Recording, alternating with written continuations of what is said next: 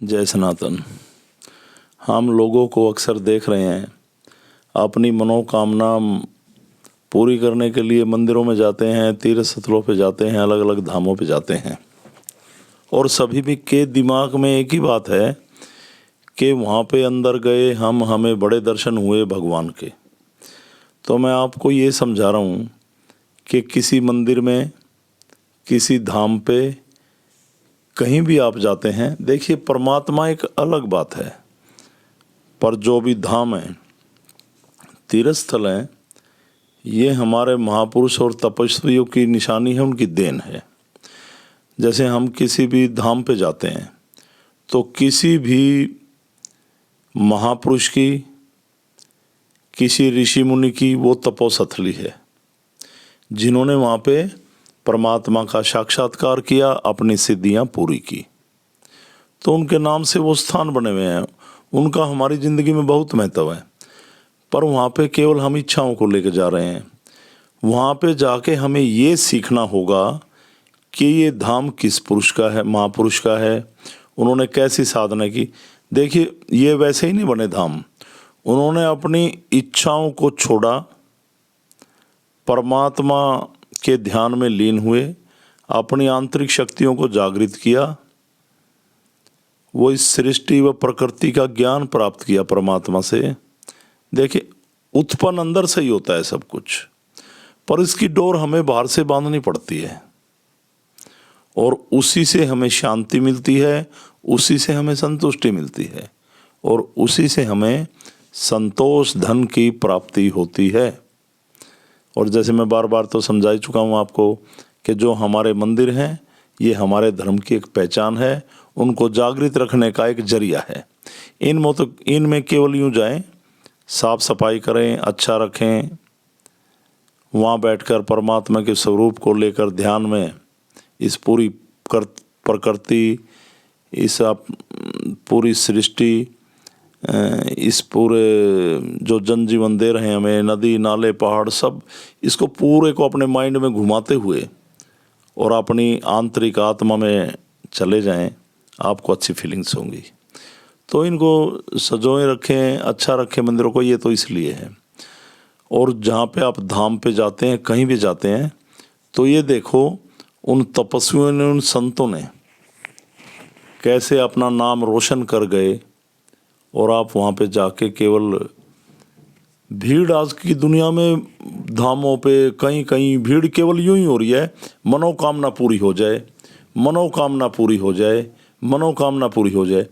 आपने कुछ खुद भी करने की सोची है क्या, कि हम खुद भी कुछ करें? जिस लाइन को हमारे संत महात्मा, ऋषि मुनि, तपस्वी, साधक जिस लाइन को खींच के गए, उसको और लंबा क्यों ना करें हम? और यही लाइन आपको परमात्मा तक पहुंचाती है। किसी धाम पे, कहीं पे जाके आप ये तो देखो कि ये धाम बना कैसे, इस धाम की उत्पत्ति कैसे हुई। क्या वो भी आपकी तरह ऐसे प्रसाद की थैलियां लेके भाग रहे थे, आप जिसके धाम पे जा रहे हैं? जब उनकी वो परम आत्मा, वो सिद्ध आत्मा, वो महापुरुष कहीं बैठकर आपके इन कारनामों को देख रहे होंगे, तो क्या कहते होंगे वो, कि हम दुनिया में क्या पैगाम दे के गए, लोगों को क्या समझा के गए कि आप ऐसे करना, हमने ऐसा किया, हम ऐसे बने, आप भी ऐसा करें। और परमात्मा तो पूरी प्रकृति है, पूरा ब्रह्मांड है, ये पूरी दुनिया है। इसका तो आप कहीं भी बैठकर ध्यान लगाएं, और जब आप गहराइयों में आप अपनी जाएंगे तो पूरा एहसास करेंगे कि आप चारों तरफ से पॉजिटिव एनर्जी महसूस कर रहे हैं। और ये सकारात्मक ऊर्जा ही परमात्मा का एक रूप है, उसकी कृपा है। पर इसके लिए आपको ये बेकार की दुनिया में जो आप फंसे हुए ना, कुछ समय के लिए तो बाहर आना ही पड़ेगा। और ये अच्छे काम नहीं है जो आज हो रहे हैं, इनसे भगवान का कोई लेना देना नहीं है। क्यों पागल हो रहे हैं आप? अगर किसी को कुछ लेना देना या फायदे हो रहे हो तो बता दो। लोग कभी किसी पे भाग रहे हैं, कभी अरे भाई, आप उन धामों पे जाएं वहाँ पे अच्छी साफ सफाई करें, ध्यान लगाएं और केवल परमात्मा की कृपा मांगे, उसका आशीर्वाद मांगे, उसकी फीलिंग्स करें, उसका एहसास करें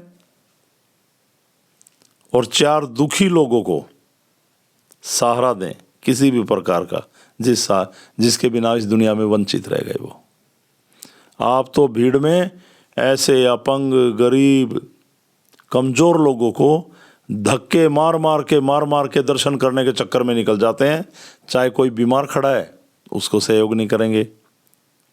जैसे आज ही आप दर्शन करके भगवान की प्राप्ति कर लोगे, ऐसे हाथ में मैंने देखा थैलियां यूं ऊपर उठा के प्रसाद भाग रहे। परमात्मा जो आप ये घटनाएं घट रहे हैं इसको देख रहा है, बिल्कुल सही नहीं है। ये परमात्मा को पाने का जरिया नहीं है, ना उसको जानने का है। ये तो आप अपनी आत्म शक्ति को क्षीण कर रहे हैं, अपने आप को कमजोर कर रहे, भोग और गलत क्रियाओं में जाकर परमात्मा की प्राप्ति करने की बात कर रहे हैं आप। भगवान को क्या आपने ऐसा समझ रखा कि मैंने देखा लोगों ऐसे खड़े कहेंगे मैं तो 501 का प्रसाद चढ़ाऊंगा, मेरा हो जाए तो मैं 1100 का चढ़ाऊंगा, मैं प्रसाद हो जाए। अरे भाई और ज़्यादा बोल दो हो जाएगा, काफ़ी गुरु ऐसा कहते देखे मैंने। आप ज़्यादा प्रसाद बोलोगे तो ज़्यादा कृपा होगी, ऐसे कैसे होगी? परमात्मा रिश्वतखोर है क्या? क्या सोच रखा है, किस पथ पर चल रहे हैं आप? परमात्मा कहता है मैंने आपको इतना सुंदर शरीर दिया, ये पूरी प्रकृति दी और मैंने खुद आपके अंदर अपना वास किया। आप मेरे को कभी टूटने मत देना, मेरे को हमेशा जागृत रखना। और जब इसको जागृत रखोगे आप महसूस करोगे कि मैं आपके साथ चल रहा हूँ। तो आप ये करें। वैसे ही बैठे बैठे मन करा, मेरे पास कहने को यही है जो मैं कह रहा हूँ बार बार। जुड़ें, मिलें। ये सिद्धि जो परमात्मा के द्वारा पाई, इसमें हम आपको कोई गलत अनुष्ठान, क्रियाएं, आपकी नौकरी लग जाएगी, यूं करो आपको बेटे हो जाएंगे, यूं करो आप केस जीत जाएंगे, यूं करो, ऐसे कोई रास्ते नहीं है।